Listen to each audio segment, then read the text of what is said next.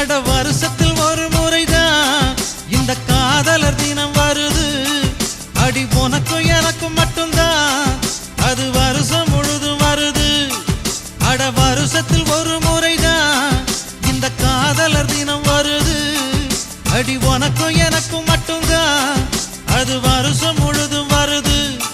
நீ பார்த்துட்டு போனாலும் பார்க்காம போனாலும் பார்த்துக்கிட்டே தான் இருப்பேன். உன்னை பார்த்துக்கிட்டே தான் இருப்பேன்.